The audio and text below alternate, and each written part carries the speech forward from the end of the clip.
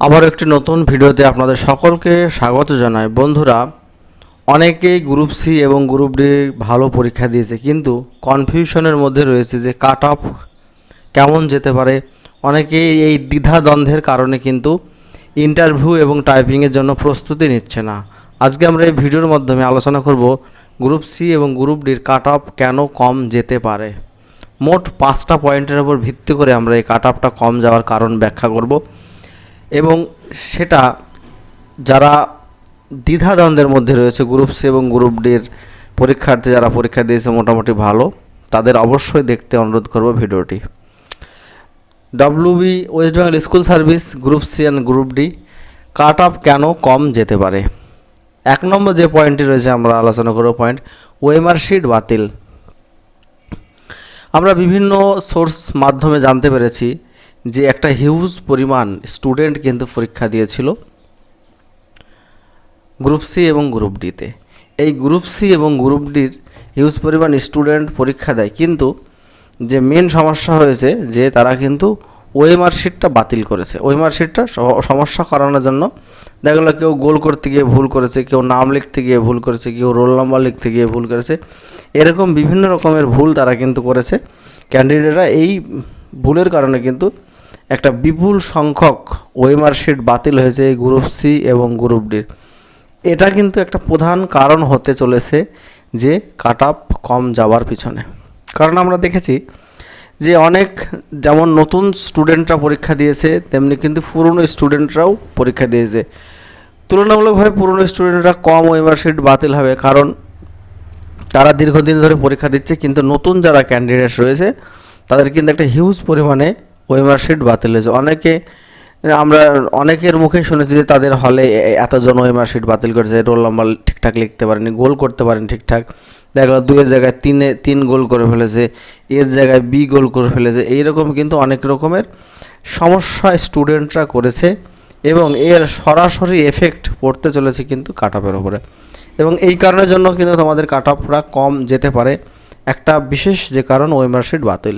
2 নম্বর যে পয়েন্ট আমরা আসবো, 2 নম্বর পয়েন্ট হচ্ছে উপস্থিতির হার। উপস্থিতির হার বলতে গেলে কিন্তু যে অন্যান্য পরীক্ষার তুলনায় কিন্তু উপস্থিতি এখানে মোটামুটি ছিল মোটামুটি 80% কিন্তু প্রেজেন্ট ছিল পরীক্ষায় গ্রুপ সি এবং গ্রুপ ডিতে ধরে নেওয়া যেতে পারে। এবং এই 80% অর্থাৎ 20% স্টুডেন্ট কিন্তু পরীক্ষা দেয়নি। যদি 5 লক্ষ পরীক্ষার্থী পরীক্ষা দেয়, মানে ফর্ম ফিল আপ করে থাকে, তাহলে 20% যদি অ্যাবসেন্ট থাকে, তাহলে কিন্তু 1 লক্ষ প্রায় স্টুডেন্ট অ্যাবসেন্ট থাকে। এই অ্যাবসেন্ট থাকার যে কারণগুলি আমরা দেখতে পাচ্ছি যে অনেকেই কিন্তু ফর্ম ফিল আপ করেছে উৎসাহের সঙ্গে, কিন্তু পরীক্ষার সময় তারা নিরুৎসাহ হয়েছে। এই কারণেই যে 9, 10 এবং 11, 12 তারা দেখেছে যে 60 নাম্বার পাওয়ার পরেও কিন্তু পরীক্ষায় তারা পাস করতে পারেনি। এই জন্য প্রত্যেকের মধ্যে কিন্তু একটা অনীহা সৃষ্টি হয়েছিল যে না, যতই আমি ভালো পরীক্ষা দিই না কেন গ্রুপ সি গ্রুপ ডিতে, চাকরি আমার হবে না। চাকরি পাবে যাদের চাকরি বাতিল হয়েছে, 16 সালে যাদের চাকরি বাতিল হয়েছে তারাই কিন্তু চাকরির পাবে। এই জন্য কিন্তু সবার মধ্যে কিন্তু একটা অনীহা কাজ করছিল। এই কারণেও কিন্তু প্রায় 20%-এর অধিক অ্যাবসেন্ট ছিল স্টুডেন্ট। এই কারণের জন্য কিন্তু সরাসরি এফেক্ট পড়তে চলেছে কাট অফের উপরে। বোঝা গেল? 2টো পয়েন্টে আমরা আলোচনা করলাম কেন কাট অফ কম যেতে পারে তার উপর। 3 নম্বর যদি আমরা পয়েন্টটা দেখি, ওবিসি সমস্যা।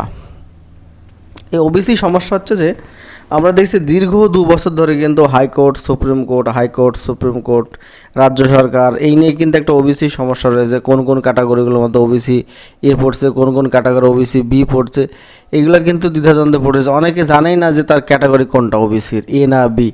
এরকম কিন্তু অনেক স্টুডেন্ট রয়েছে, এবং ফর্ম ফিল আপের সময় তারা কিন্তু একটা হিউজ পরিমাণে কিন্তু এরকম ভুল করেছে, ঠিক আছে।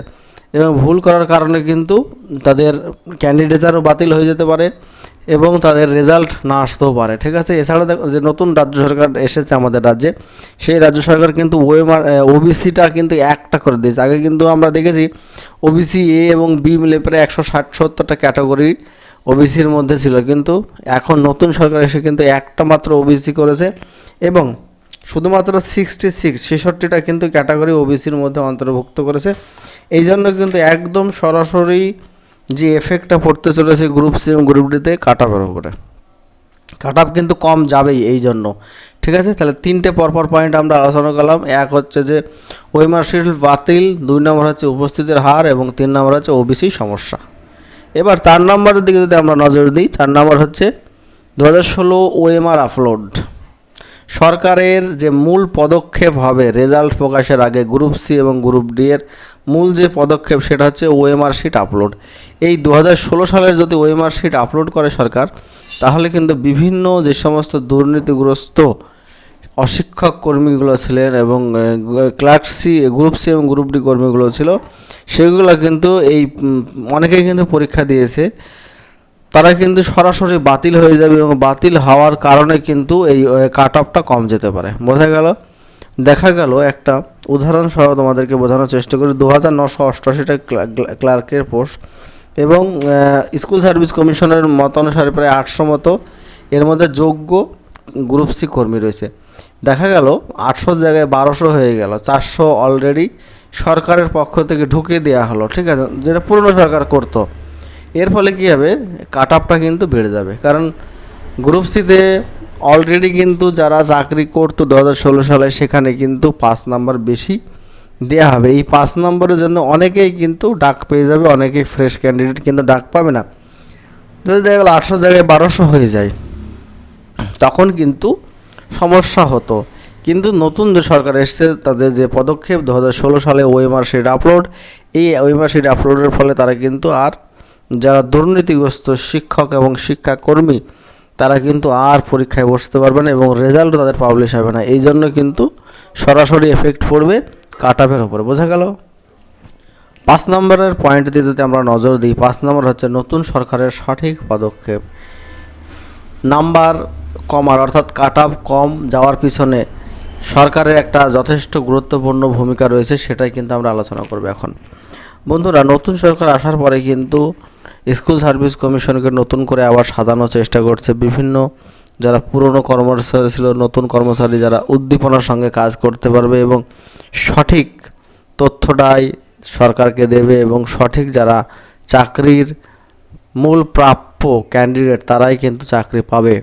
এই যে সরকারের বিভিন্ন কর্মমুখী প্রকল্প স্কুল সার্ভিস কমিশনের উপরে, এর যে সরাসরি প্রভাব কিন্তু এটা গ্রুপ সি এবং গ্রুপ ডি এর কাট অফের ওপর পড়বে। কারণ নতুন সরকার আসার পরে তারা যে বদ্ধপরিকর যে 2016 সালের ওএমআর শিট আপলোড করবে তারা, এবং এই ওএমআর শিট আপলোডের ফলে কিন্তু অনেক ক্যান্ডিডেট বাদ যাবে, এবং ওই ক্যান্ডিডেট যদি বাদ যায় 2016 সালের, তাহলে কিন্তু কাট অফ সরাসরি কম পড়বে, মানে কম হবে। এর কোনো বিকল্প নেই। কারণ আমরা জানি বিগত সরকার যে কেমনভাবে ক্যান্ডিডেটদেরকে অন্যায়ভাবে তারা নিয়োগ করেছে, এবং যারা যোগ্য ক্যান্ডিডেট তাদেরকে পথে বসিয়েছে। সুপ্রিম কোর্ট পর্যন্ত গেছে যাতে এই নিয়োগটা পুরোপুরি বাতিল হয়। সেই জন্য যে পুরনো সরকার ছিল, সেই সরকার কোনো সময় চায়নি যে যারা যোগ্য ক্যান্ডিডেট ছিল গ্রুপ সি এবং গ্রুপ ডি এর, তারা চাকরিটা পাক। আমরা দেখেছি কলকাতা রাজপথে তারা দিনের পর দিন, রাতের পর রাত কাটিয়েছে, কিন্তু তারা কিন্তু কোনো রকম সুরাহা পায়নি। নতুন সরকার এসেছে একটা নতুন স্বপ্ন নিয়ে, এবং যে সমস্ত চাকরি প্রার্থীরা 2016 সালে চাকরি করতো এবং যারা ফ্রেশ ক্যান্ডিডেট রয়েছে, তারা কিন্তু নতুন করে স্বপ্ন দেখছে। কারণ নতুন সরকার সিদ্ধান্ত নিতে চলেছে যে 16 সালে যারা যোগ্য ক্যান্ডিডেট রয়েছে তারা সরাসরি নিয়োগ পাবে, এবং যারা ফ্রেশ ক্যান্ডিডেট রয়েছে তাদের জন্য কিন্তু একটা ভ্যাকান্সি ভালো পরিমাণে বাড়িয়ে দেওয়া হবে, এবং বাড়িয়ে দেওয়ার ফলে যত সম্ভব ফ্রেশ ক্যান্ডিডেটকে নিয়ে নিয়োগটা সম্পূর্ণ করতে পারে সরকার। এই যে সরকারের নতুন পদক্ষেপ, এটা কিন্তু আমরা সাধুবাদ জানাই, এবং সকলেই কিন্তু তাতে খুশি। যারা 16 সালে চাকরি করতো তারাও খুশি, যারা ফ্রেশ ক্যান্ডিডেট রয়েছে তারাও খুশি। সবশেষে যদি আমরা তোমাদের উদ্দেশ্যে একটা কথা বলতে চাই, যে সমস্ত ক্যান্ডিডেটদের গ্রুপ সিতে 45+ স্কোর রয়েছে, 45+ স্কোর রয়েছে, তারা কিন্তু চুপচাপ ঘরে না বসে থেকে তোমরা তোমাদের মতো প্রিপারেশন শুরু করে দাও। কারণ ইন্টারভিউ এবং টাইপিং কিন্তু রয়েছে গ্রুপ সিতে। আর গ্রুপ ডিতে যাদের স্কোর 32+ রয়েছে, তারা কিন্তু ইন্টারভিউর জন্য প্রস্তুতি শুরু করে দাও। তোমরা কিন্তু পরীক্ষায় ডাক পাবে, লিখিত যে পরীক্ষা দিয়েছো সেই লিখিত পরীক্ষায় তোমরা ডাক পেতে চলেছো। ঠিক আছে বন্ধুরা, আর এর বেশি কিছু বলতে চাই না আমরা, দীর্ঘ সময় হয়ে গেল ভিডিওটি। যদি ভিডিওটি ভালো লাগে অবশ্যই একটা লাইক শেয়ার কমেন্ট করবে, আর চ্যানেলে নতুন হলে অবশ্যই চ্যানেলটি সাবস্ক্রাইব করে পাশের দিয়ে বেল আইকনটি বাজিয়ে রাখবে।